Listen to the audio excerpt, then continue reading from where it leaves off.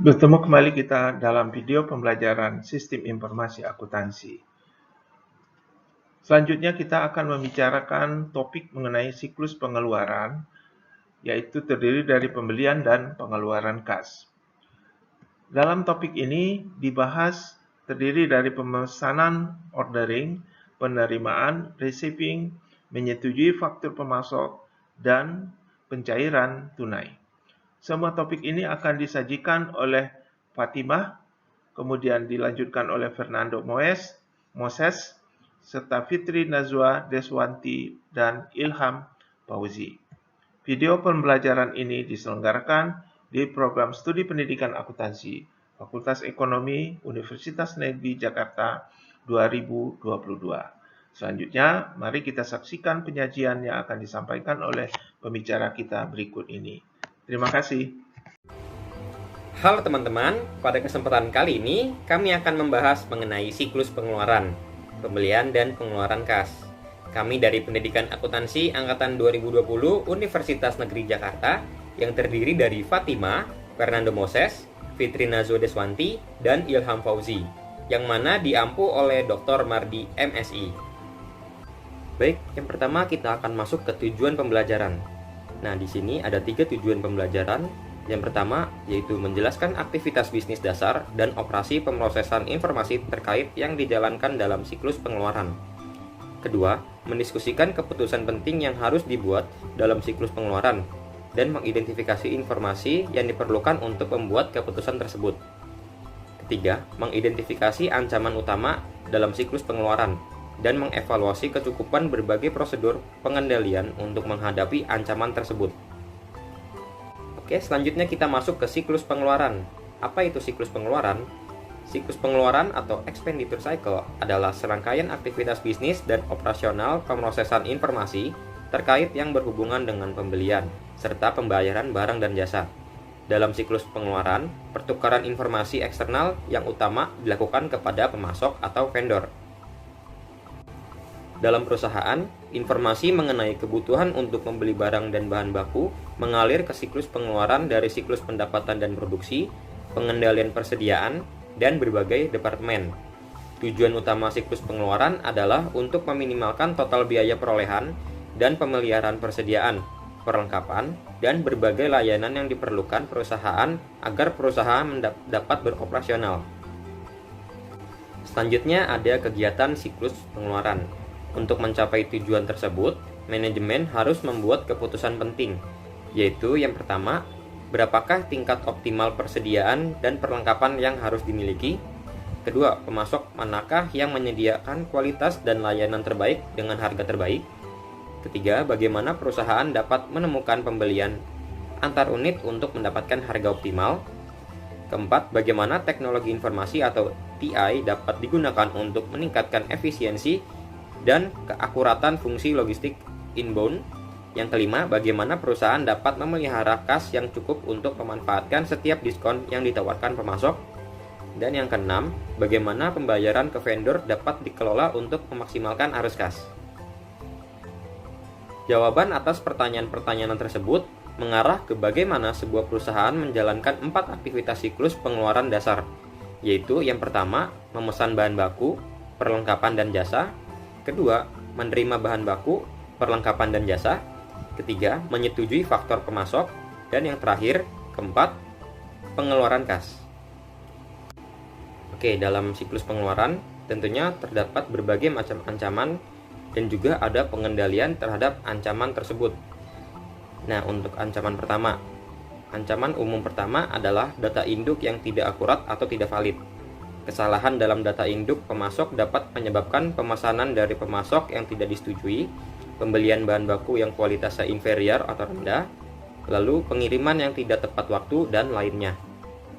Untuk pengendaliannya, menggunakan pengendalian integritas pemrosesan data untuk membatasi akses data induk siklus pengeluaran dan mengkonfigurasi sistem.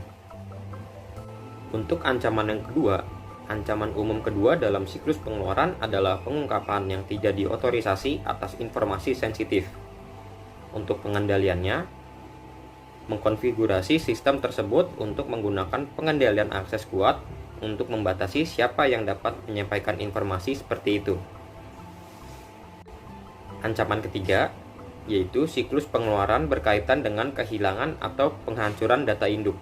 Untuk pengendaliannya, menggunakan backup dan prosedur pemulihan bencana.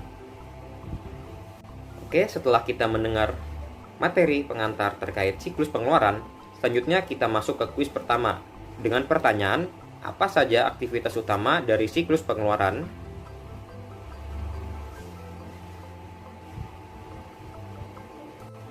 Untuk jawabannya, siklus pengeluaran adalah aktivitas bisnis yang berulang dan operasi pemrosesan data yang terkait dengan pembelian dan pembayaran barang dan jasa.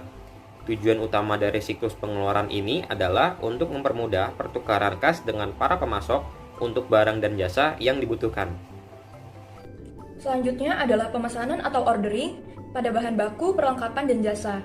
Memesan atau ordering ialah aktivitas pertama dalam siklus pengeluaran dan berkaitan dengan persediaan yang dibutuhkan dalam perusahaan.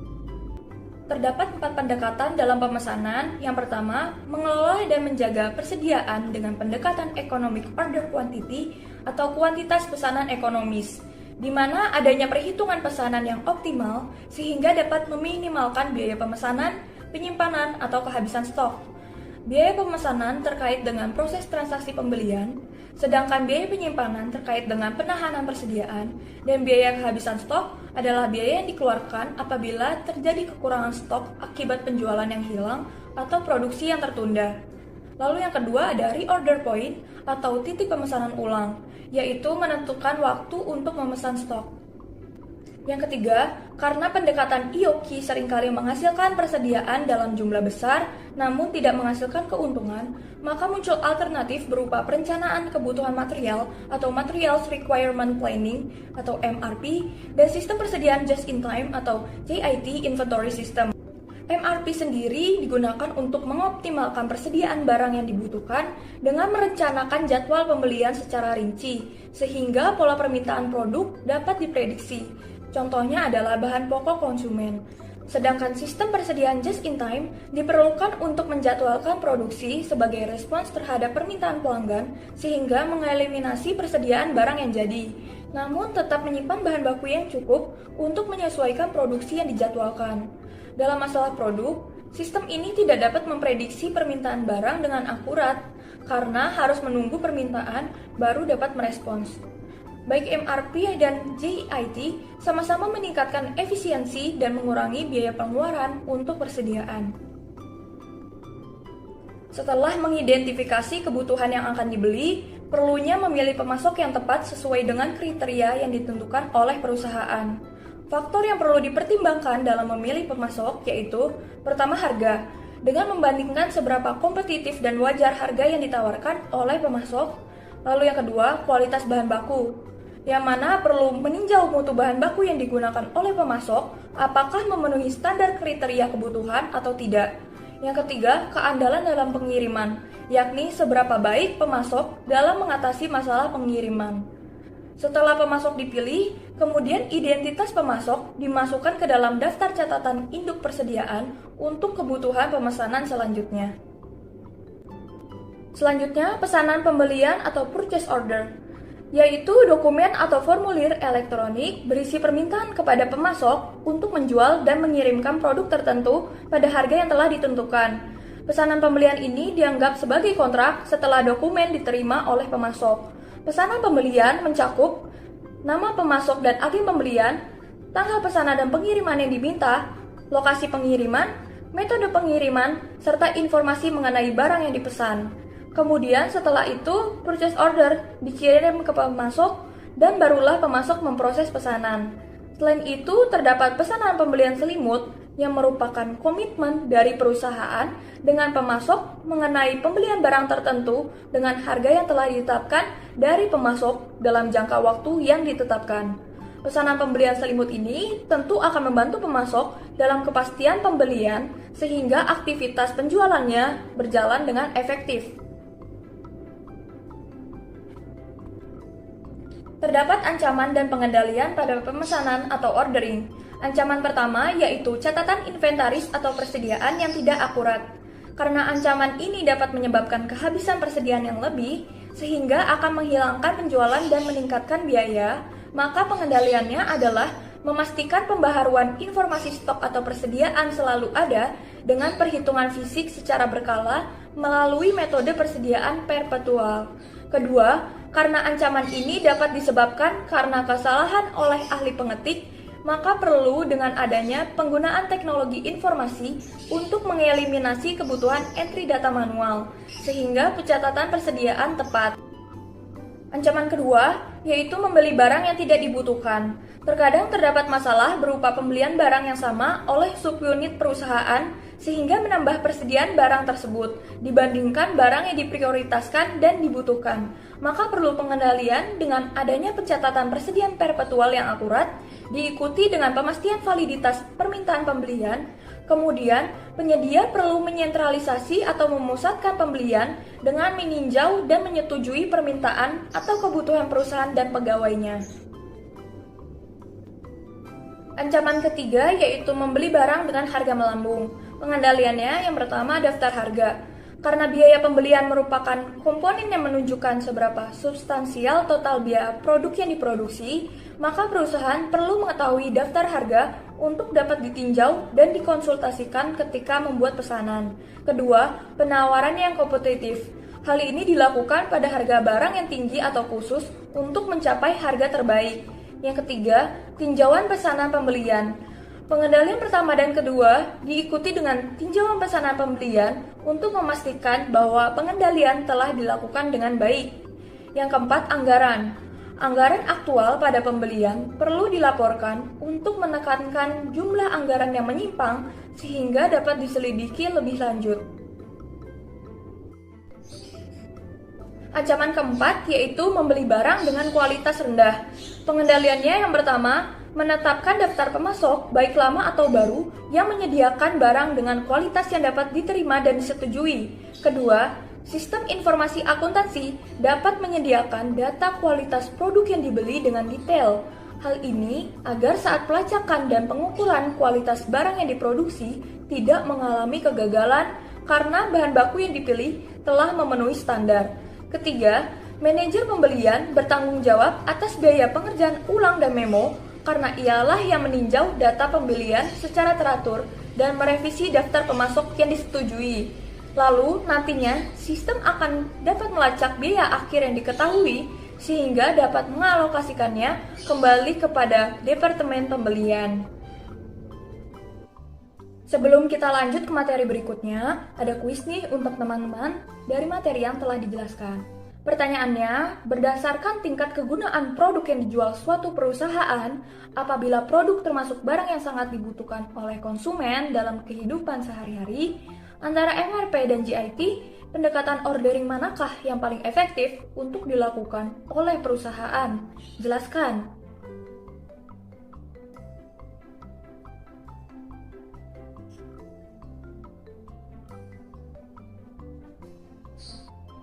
Langsung saja ke pembahasannya. Jadi, pendekatan yang digunakan tergantung terhadap jenis produk yang dijual oleh perusahaan. Karena produk yang dijual sangat dibutuhkan oleh konsumen dalam kehidupan sehari-harinya, maka sistem MRP atau Materials Requirements Planning terlihat lebih efektif. Hal ini karena sistem MRP melakukan perencanaan jadwal pembelian secara rinci yang membuat permintaan produk dapat diprediksi. Contohnya adalah bahan pokok konsumen, tepat sesuai dengan produk yang dijelaskan dalam soal, yaitu produk yang sangat dibutuhkan oleh konsumen. Sehingga MRP dapat memenuhi jumlah permintaan konsumen, serta dapat meminimalkan kerugian akibat kelebihan stok dan biaya yang dikeluarkan untuk memproses produk. Sedangkan pada GIT, kurang efektif karena tidak dapat memprediksi permintaan konsumen secara akurat, sehingga tidak memiliki kepastian dalam memproduksi barang dalam jumlah besar, yang memungkinkan permintaan konsumen tidak dapat terpenuhi. Selanjutnya ada penerimaan atau receiving, yaitu merupakan aktivitas bisnis besar kedua dalam siklus pengeluaran, adalah penerimaan dan penyimpanan atas barang yang dipesan. Pada diagram arus data tingkat 1, penerimaan yang bersumber dari buku Rumi pada buku Sistem Informasi Akuntansi. Dengan proses, Departemen Penerimaan bertanggung jawab untuk menerima pengiriman dari para pemasok ketika pengiriman tiba seorang petugas penerimaan membandingkan nomor pesanan pembelian yang direferensikan pada slip pengepakan pemasok dengan pesanan pembelian terbuka untuk memverifikasi bahwa barang dipesan. Petugas penerimaan kemudian menghitung kuantitas atas barang yang dikirimkan sebelum melakukan rute persediaan ke gudang atau pabrik. Petugas penerimaan juga harus memeriksa setiap penerimaan sebagai tanda atas kerusakan yang jelas. Selanjutnya ada beberapa ancaman dalam penerimaan atau yang bisa sering kita sebut receiving threat. Yang pertama yaitu menerima barang yang tidak dipesan. Yang kedua, adanya kesalahan dalam menghitung seperti salah pengiriman, jumlah yang salah, kemudian juga salah hitung dalam jumlah barang. Selanjutnya ancaman ketiga yaitu memverifikasi penerimaan layanan. Sebab kalau pelayanan atau jasa, kita harus melakukan verifikasi jasanya sesuai tidak dengan jasa yang kita order. Yang keempat, adanya pencurian persediaan. Sehingga kita harus berhati-hati. Jika sebelum barang itu diterima, kita lihat dulu PO kita yang kemarin, yang disetujui, yang disepakati apa saja. Setelah kita mengetahui beberapa ancaman dalam penerimaan, selanjutnya di sini saya akan menjelaskan pengendalian dalam penerimaan atau receiving control. Pada ancaman pertama yaitu menerima barang yang tidak dipesan. Pengendaliannya berupa mensyaratkan keberadaan pesanan pembelian yang disetujui sebelum menerima setiap pengiriman. Maksudnya itu jadi bagian penerimaan barang hanya akan menerima barang yang ada purchase ordernya saja yang telah disetujui. Jika tidak ada, maka barang tersebut dikembalikan kepada pemasok. Untuk ancaman yang kedua yaitu berupa kesalahan dalam menghitung. Pengendaliannya yang pertama mensyaratkan pegawai penerimaan untuk menandatangani laporan penerimaan. Maksudnya itu setelah melakukan pengecekan baik kualitas dari barang yang diterima, bagian penerimaan harus membuat yang namanya laporan penerimaan barang. Dan bagian penerimaan juga harus membubuhkan tanda tangannya bahwa barang tersebut telah diperiksa baik unit dan kualitasnya. Untuk pengendalian pada ancaman kedua selanjutnya yaitu melakukan secara intensif. Maksudnya itu bagian penerimaan barang dengan sungguh-sungguh mengerjakan sesuatu sehingga memperoleh hasil yang diinginkan. Selanjutnya pada pengendalian ancaman kedua yaitu tidak menginformasikan pegawai penerimaan mengenai kuantitas yang dipesan. Jadi salinan purchase order yang diberikan bagian penerimaan seharusnya tidak mencantumkan jumlah barang yang dibeli, baik kuantitas maupun jenis barangnya. Hal ini agar bagian penerimaan benar-benar menghitung dari barang yang diterima. Pengendalian selanjutnya pada ancaman kedua yaitu berupa penggunaan kode batan dan label RFID. Maksudnya itu untuk memonitoring barang yang diterima. Dan pengendalian terakhir dari ancaman kedua yaitu berupa konfigurasi sistem ERP untuk menandai perbedaan antara jumlah yang diterima dan dipesan yang melebihi ambang batas toleransi untuk penyelidikan. Ancaman ketiga yaitu memverifikasi penerimaan layanan. Pengendaliannya yaitu berupa pengendalian anggaran dan audit. Maksudnya itu menyusun standar pencapaian atas pendapatan dan pengeluaran dan melakukan pemantauan serta evaluasi kinerja secara berkelanjutan dengan membandingkan relasi dengan anggaran yang telah ditetapkan dan memberikan kepastian yang layak bagi manajemen di dalam perusahaan dengan tujuan memberikan suatu keyakinan akan tercapainya tujuan perusahaan. Untuk ancaman yang keempat yaitu kesalahan dalam menghitung. Pengendalian pertamanya yaitu berupa pembatasan akses fisik ke inventaris. Maksudnya itu jadi hanya bagian penerimaan yang boleh menghitung dan menyimpan persediaan sebelum dikirim ke gudang persediaan. Untuk pengendalian selanjutnya yaitu dokumentasi semua transfer inventaris antara karyawan penerima dan karyawan inventaris. Maksudnya itu jadi barang yang diterima dari pemasok dibuatkan laporan penerimaan kemudian dikirim ke gudang persediaan. Dokumen yang dikirim adalah laporan penerimaan barang dari laporan penerimaan barang tersebut. Gudang akan menghitung dan gudang akan membuat dokumentasi laporan penerimaan barang. Jadi nanti ketika ada yang tidak tepat maka tinggal akan direkonsiliasikan saja dua dokumen tersebut. Selanjutnya itu menghitung fisik persediaan secara periodik dan rekonsiliasi dengan jumlah yang tercatat. Seperti yang tadi dijelaskan dalam pengendalian sebelumnya, kita menghitung persediaan dalam gudang secara periodik atau berkala dan melakukan rekonsiliasi jumlah yang tercatat seperti apakah barang tersebut sudah sesuai dengan jumlah barang yang semestinya.